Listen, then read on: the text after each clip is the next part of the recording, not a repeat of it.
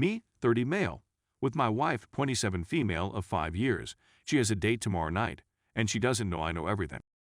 So, once I get home from work, I sit down in front of the television. My wife's laptop is on the desk in front of me, and I'm too lazy to walk to the bedroom and fetch mine, so I take hers. I went to check my Facebook to respond to my cousin's message, but when I opened the inbox, I saw that my wife was still signed in. And lo and behold, my wife is attempting to arrange a date for tomorrow night.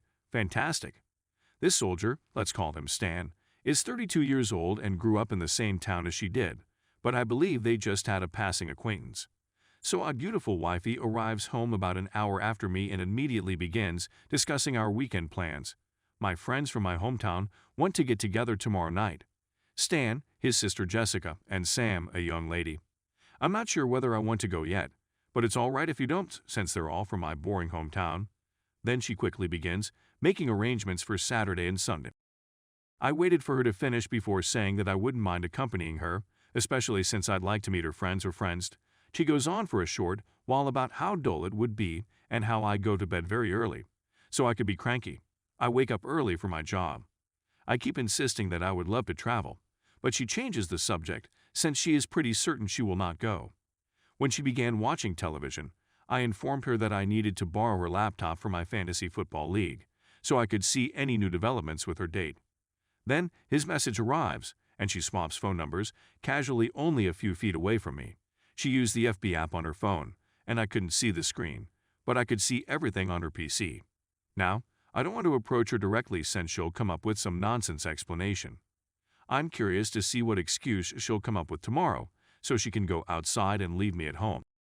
But it's eating me from the inside, and I can't sleep right now. Our marriage isn't perfect. We've been through some difficult times lately, and our life isn't what it used to be. I adore her, but I don't want to deal with a cheater. She cheated on me, also with a soldier, 4 months into the relationship when we first began dating, not yet married, and I forgave her, but I vowed to myself that this would be the last opportunity. We don't have children, which makes the situation simpler, and we both have solid salaries, so alimony would be low. Is there anybody who can advise me on how to tackle this? Should I face her tomorrow morning, or should I wait until the date arrives? So I'm just going to publish her short dialogue, artistically tweet, so that someone can perhaps tell me that I'm insane and reading much too much into it. Is it just me, or is she drooling all over him? I feel like my skull is about to burst from rage, and now I have to sleep next to her. While I was typing, he texted her to contact him if she became bored at work. Nice, honey. I hope you have a wonderful day tomorrow. Ashley. Stan. How are you doing, pal? It's great to hear you're doing well. Stan. Thank you very much, Ashley. How are you? It's great to hear from you. What's the latest? Ashley. Oh, nothing new here. I just relocated from our former state to our new city. It's lovely to be back home, close to the family. What are your current whereabouts? I must confess that your life fascinates me. I really hope everything is going well for you. Do you travel frequently? Stan. I travel often and reside in her and his hometown. For the time being, I am working as a private security guard in another city. I also teach weapons and law enforcement/military. I'm just trying to keep myself occupied. I'm thinking of rejoining the army. It's wonderful to hear from you. What are you up to now? Ashley. That's wonderful. I'm sure you're in great demand right now. I'm sure you've relished getting to put your abilities to work on the home front. I've always regretted not pursuing a career in the military and instead settling for becoming her profession. It's a regular corporate job, but I stand out since I'm not weird. That makes me a rock star. As a result, the corporate ladder is shorter for me. I've moved 5 times in 6 years, so I'm still a nomad. But I like it that way. Travel, especially a lot of it, is energizing for me. You have to see some intriguing sights, my buddy. Probably not for the reasons you intended, but I recall you as a very worldly presence. You could fit in anywhere. I'm sure you've heard it before, but the way you've served our nation is really commendable. I hope you get to hear it a lot, Stan. I apologize for the delay in responding, and I'd like to thank you for the recognition you've given me. Most people don't offer much more than a thank you. Many males perceive me as a reminder of what they haven't done, which makes them defensive. Most women just see it as something hot or attractive. The nicest accolades come from the elderly. Younger people have little concept of sacrifice or respect, but you are an exception. You're incredibly interesting, And it seems like you see through and understand people. That, I suppose, is why you are successful. It demonstrates your intellect. Ashley. Haha, now it's my chance to apologize for my. That's probably the highest praise I've ever received, so thank you. I can't understand how awful life may be for a soldier, but I know that if you don't do what you need to do regardless of the public shame, countless other people will perish.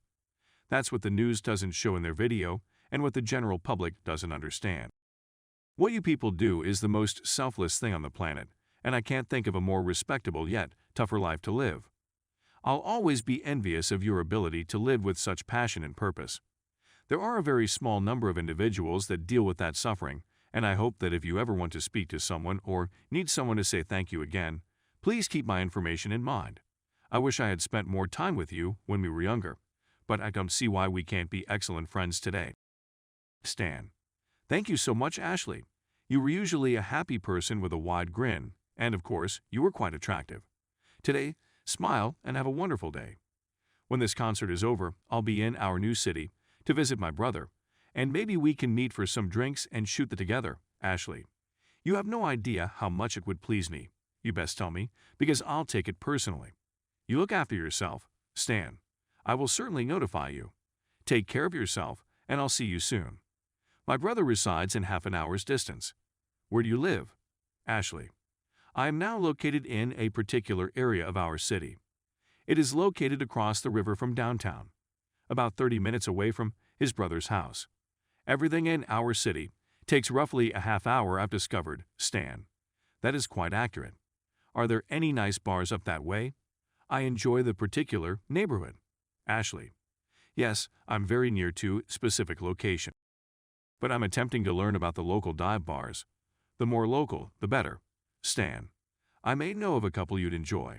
I normally go to the bar a block away from my brother's houses so that I can walk there and back without having to drive. Certain locations also feature a few nice spots. Ashley. I've heard that specific location is fantastic. So as for the moral of the tale, I'll leave that to you to decide. Stan. I enjoy any style of pub or dive, but I'm not into the club scene. What kind of people do you hang out with up there? And I'm assuming you work Monday through Friday, 9 a.m. to 5 p.m. Ashley. Because I'm still so new, I mostly get out with folks from work. I wouldn't say 9-5, but I do her job, so sometimes her busier than others. My workplace, on the other hand, is really flexible with time, so it's like a corporate office with more flexibility, if that makes sense. Stan. That's okay. We recently received our contract, so I should be in our city shortly. Stan. Hello there. Ashley. Hello there, friend. What the heck happened to you? Stan. Are you doing well? He was considering visiting our city tomorrow. Do you have any plans? Ashley. Actually, I don't. That would be fantastic. It's been an extremely long week. Stan. Fantastic. His phone number. I'm hoping to be able to make it up there tomorrow night and hang out with you. Ashley. Yeah. Okay, I stored your phone number. I am her phone number. Please let me know if you plan on coming. Stan. Sorry, I've been at some show. I will surely let you know tomorrow. If you're bored at work, send a text. There has been no news about her intentions for tonight. I didn't push it too hard, so she wouldn't suspect anything was wrong. I opted not to confront her right away because I wanted to see whether she was going to see that man alone. I'll keep asking her to accompany me, but I'm afraid she'll come up with some I have to work late excuse if she really wants to meet him. I'll attempt to figure out where they're going to meet, and then I'll simply go there and meet them. If I see them alone, I'm going to file for divorce. I can't go through this again, since it seriously jeopardizes my life and well-being. I'm really considering not going to therapy, if my worst fears come true, since I believe there is a significant difference in our mindsets, and she considers it appropriate to meet a man on a Friday night without notifying me. I would never meet a 4-year-old woman I knew from way back, and they were not close friends, as mentioned in their letters, on a Friday night in a pub without informing or inviting my wife. I'm not sure how she doesn't see that's messed up and how damaging it may be to our relationship. She isn't an idiot if she doesn't see this, and if she's willing to take the risk, it simply wasn't meant to be. My stomach is rebelling from anxiety, and I only slept for about an hour last night. I despise this sensation.